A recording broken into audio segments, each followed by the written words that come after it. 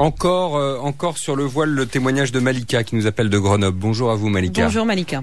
Oui, bonjour, messieurs, dames.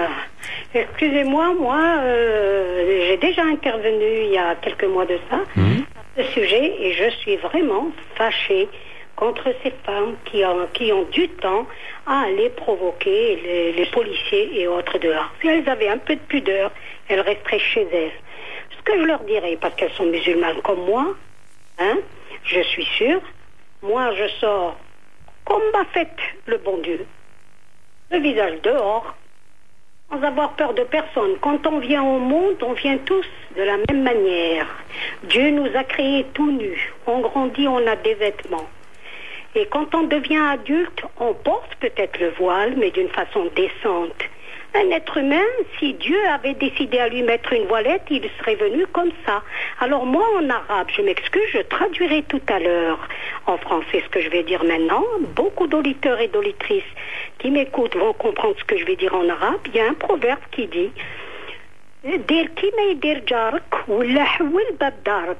qui veut dire « tu fais comme ton voisin là où tu vis, sinon tu fermes ta porte. » Et si, moi je leur rajoute, si elles ne sont pas contentes, ces femmes, elles rentrent chez elles. Moi qui ai été assistante sociale toute ma vie, 40 ans de carrière, je leur dirais que j'ai voyagé avec des femmes qui enlèvent leur niqab en sortant de France, arrivées dans mon pays en Algérie, devant la douane algérienne, à la police des frontières. C'est interdit en Algérie.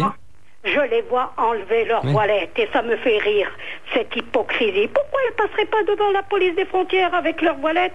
Parce que là, elles ont affaire à la douane algérienne qui leur cracherait à la figure. Parce que nous, on a eu affaire au terrorisme. Nous, on a eu affaire. Vous croyez qu'un épicier va laisser une femme rentrer chez lui avec un sac ou quelque chose, le visage caché? Je suis tout à fait d'accord avec le syndicat de la police qui défend les policiers contre ces femmes.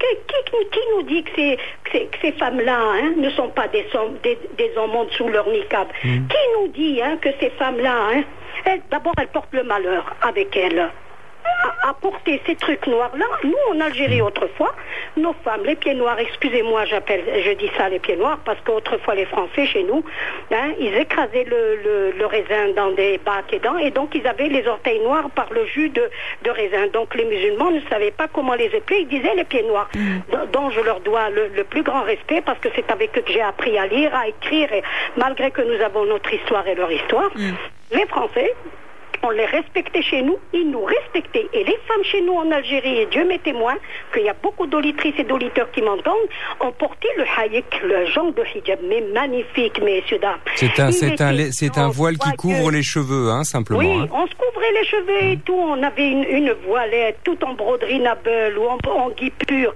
Et les Français qui m'entendent, ils savent, ils ont eu affaire. Et quand ces femmes sortaient, c'était un peu de genre de petites, je vous dirais, pervenche, quelque chose de joli. Dehors, C'est drôle que vous fassiez appel à la mémoire visuelle des pervenches qui, effectivement, souvent sortaient avec un foulard sur les cheveux qui faisait partie de leur uniforme. Dans notre temps, maintenant, les femmes portent le hijab. Mais si les Français se rappellent qu'elles étaient magnifiques, ces femmes, avec leurs talons Richelieu, qu'elles portaient cette voilette et ce haïk qu'on appelait la voilette, j'ai les larmes aux yeux, rien qu'à me rappeler ces femmes magnifiques que les Français ont connues. Mais Malika, c'est très émouvant votre manière d'évoquer tout ça.